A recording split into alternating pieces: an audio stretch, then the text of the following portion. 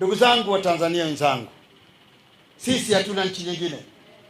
Kama ni Msukuma Igunga, manake hauna Igunga nyingine zaidi ya hii ulionayo. Utunzaji wa amani kwa ajili ya maendeleo yetu ni kitu cha muhimu sana. Tuachane na makelele haya ambayo yanaendelea kupigwa na wenzetu wasiotakia mema. Ndugu zangu wana Igunga, uzuri wa nchi yetu, taratibu zimewekwa sawa. Yule ambaye anahitaji kusema, mwenye kiro yake, ofisi ya mkuu wa wilaya, ofisi za matarafa, ofisi za watendaji, viongozi wetu katika ngazi mbalimbali wako kwa ajili ya kutusikiliza. Kama wewe unahisi kuna jambo hujatendewa haki hata katika nyumba yako, nenda wafuate viongozi wako, zungumza nao. Tabia ya kusubiri mtu anatoka Chalinze kule kwetu anakuja kukwambia wewe bwana Igunga kwamba jambo fulani aliko sawa hapa, si jambo mnatakiwa kuliruhusu. Kwa sababu muulize kwanza, huko Chalinze kwako pakoje? Kwa sababu isiwe kwake Chalinze amekuacha pazuri, anakuja kuvurugia Igunga yako na wewe ukaruhusu ujinga huo ukaingia kwako kwa ajili ya kwenda kuharibu Igunga yako. Utakapoichoma Igunga yako, yeye akaondoka kaudi kwao Chalinze, jueni kabisa ujenzi wa Igunga itakuwa ni chini yako. Sasa sio jambo zuri sana. Sisi wa Tanzania tumetengeneza msingi ambao msingi huo ndio rais anaishi nao, ndio rais umekuwa mwongozo wake, na sio mwingine, ni katiba ya Jamhuri ya Muungano wa Tanzania, katiba ambayo imetupa mamlaka sisi wa Tanzania kuchagua viongozi wetu inapofika kipindi cha uchaguzi. Na Watanzania nyinyi kwa wingi wenu mlimchagua Dr. Samia Suluhu Hassan, kwa sababu inawezekana wewe mmoja ukumpigia kura Dr. Samia Suluhu Hassan, lakini Wanaigunga kwa sauti yao walitamka kwamba tunamtaka Dr. Samia Suluhu Hassan awe kiongozi wetu kwa miaka mingine mitano. Ndani ya miaka mitano hii Dr. Samia amepanga mipango mingi mizuri, mipango ambayo inakwenda kuwaimarisha Watanzania, inakwenda kuwaneemesha Watanzania, lakini pia inaenda kuhakikishia nchi yetu nguvu kubwa na spidi kubwa kuyafikia maendeleo makubwa tunayotaka. Hivi karibuni tarehe 1 mwezi wa 7 tumezindua rasmi utekelezaji wa uelekeo wa kimaendeleo unaosimamiwa na dira yetu ya mwaka 2050.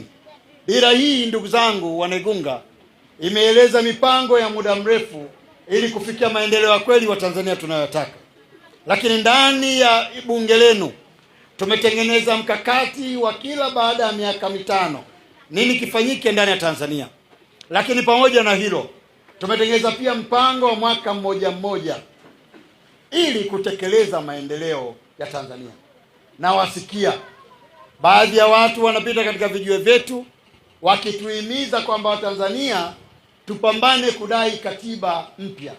Nataka nikuhakikishieni Watanzania wenzangu wa Igunga, ilani ya Chama cha Mapinduzi ya mwaka 2025 mpaka 2030, moja ahadi yake kubwa ni kwenda kuwapatia Watanzania kuwapatia Watanzania katiba wanayoitaka. Tanzania oye!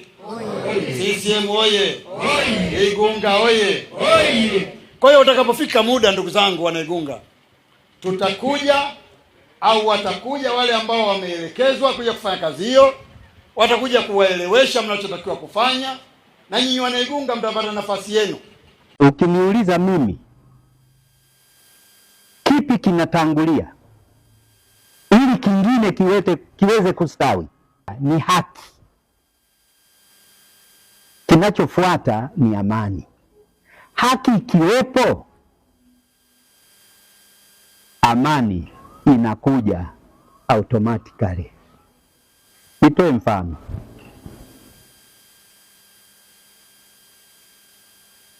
Naomba nyosha mguu wako kidogo kuelekea kwangu. Alafu nikikukanyaga hivi, unajisikia maumivu? Kuna amani? Kwa tuendelee kuhubiri amani, sio? Nikiwa nimekukanyaga.